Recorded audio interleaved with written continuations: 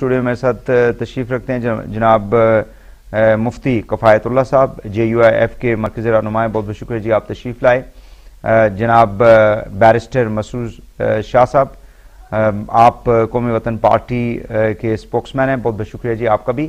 اور جناب فیاض الحسن چوہان صاحب، سینئر رہنما پاکستان تحریک انصاف، اور آپ سینٹرل میڈیا سیل کے چیف بھی ہیں، ایڈوائزر بھی ہیں، بہت شکریہ جی آپ کا بھی.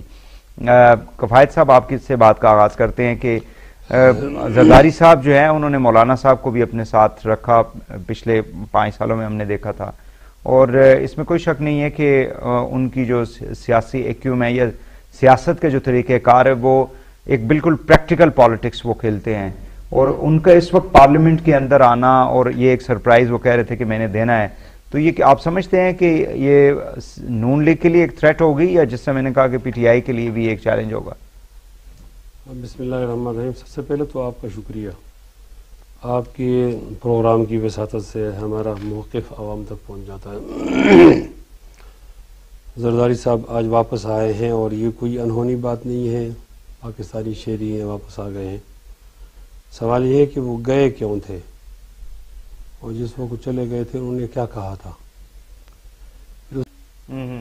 مطلب آپ لوگ خوفزدہ نہیں، اچھی بات ہے یہ تو جی. کفایت صاحب ایک تجزیہ ہے، میں اپنے فیاض بھائی کے اس معلومات میں اضافہ کے لیے عرض کر رہا ہوں بڑی ہمدردی کے ساتھ. ہمارے ہاں ان کی حکومت ہے KPK میں، تو وہاں مسلم لیگ کے ایک صاحب فوت ہو گئے MP ہے. 3 پارٹیاں وہاں اپوزیشن میں ہیں، پشاور والی جو سیٹ جی ہاں PPP اور JUI وہ گورنر صاحب کے حلقے کے ساتھ والی جو سیٹ تھی. JUI کے ووٹ تھے 8000 سم تھنگ، PPP کے ووٹ تھے 8000 سم تھنگ، اور مسلم لیگ نے وجود کی 8000 سم تھنگ. مجھے یاد پڑتا ہے قومی وطن پارٹی بھی ساتھ تھی، جماعت اسلامی تو تھی، یہ تو مسعود صاحب بتائیں گے، اور PTI کے امیدوار کو 6000 سم تھنگ ووٹ ملے. 6000 گورنمنٹ لیتی ہے. وہ جو شہباز شریف پر اعتراض ہے یہ ہمیں بھی سمجھ نہیں آیا اور پوری قوم کو سمجھ نہیں آیا. منان صاحب، ہاں جی، ایک بات کرنا چاہ رہا ہوں، مجھ پر قرضہ ہے نا. نہیں آپ قرضہ ادا کر دیں تھوڑی دیر. منان صاحب پھر کافی ٹائم سے نہیں، بندہ ٹیلی فون پہ ہوتا ہے نا، ان کو وہ میری تائید کریں گے. ایسا ہے نا کہ ذرا وہ تھوڑا سا آئینہ دکھایا، برا مان گئے نا. انہوں نے بڑے بزرگوں کا نام لیا کہ ان کا اچھا سٹائل تھا، تو وہ سارا سٹائل آج عمران خان میں نظر آ گیا نا، جنہوں نے ان کا نام لیا.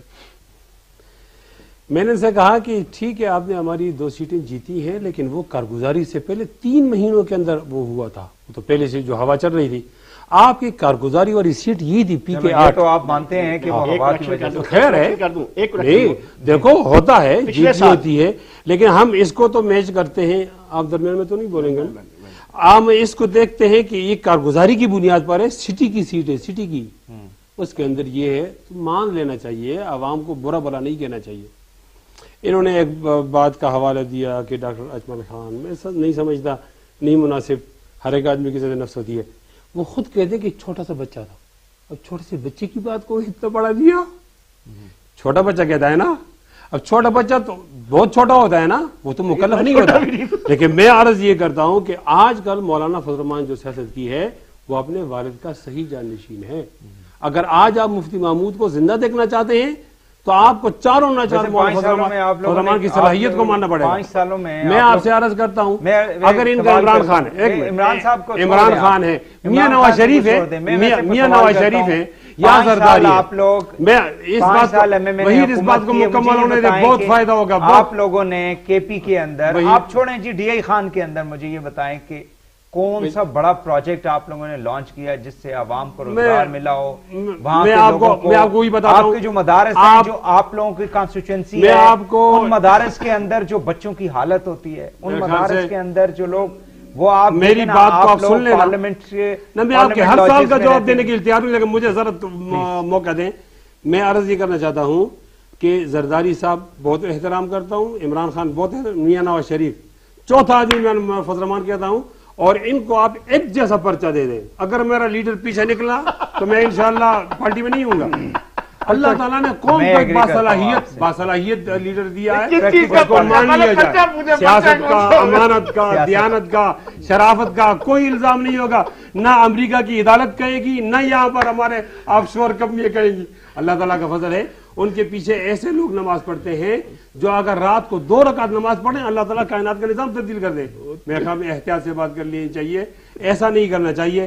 میں یہ عرض کرنا چاہتا ہوں ایک نہ ایک دن انشاءاللہ عمران خان کے اب وفود آ رہے ہیں نا مولانا صاحب رسول اللہ کے لیے, انشاءاللہ ایک دن خود عمران خان جا کے ڈیریس میں خان بیٹھے گا تو جا کے اس کی مشکل حل ہوگی, ورنہ حل نہیں. ویسے سچی بات ہوں مرکز میں آگے آپ لوگ اس کے ساتھ ہوں گے نا؟ نہیں, ہمارے ساتھ ہوں گے, ان کا کوئی راستہ نہیں ہوگا. حافظ عبداللہ ہوتے اگر یہاں یا دوسرے کوئی صاحب ہوتے تو پھر میں بہت ساری چیزیں کھول سکتا تھا, لیکن مفتی صاحب کا میں نہیں فیاض, کیونکہ مفتی صاحب نے مولانا فضل الرحمان صاحب کی پالیسیوں سے بھی اختلاف کیا ہوا ہے, یہ بھی مجھے پتا ہے. اور اگر ان کا دل چیر کے آپ دیکھیں گے تو میں سچی کہوں گا, خدا کی قسم کھا کے کہوں گا کہ وہ مولانا فضل الرحمان صاحب کی بہت سی پالیسیوں سے جناب صاحب بھی راضی نہیں ہوں. جمہوری پارٹی ہے, اس پہ آ جاؤ. اس میں اختلاف رائے کی گنجائش موجود ہوتی ہے. میں اس وجہ سے اختلاف رائے کرنے سے بہت سی نکل تو نہیں کیا. جے یو آئی کے اندر مولانا فضل الرحمان کو ٹوکا ہے. ان کا یہ معنی ہے نا کہ میں اختلاف رائے رکھتا ہوں.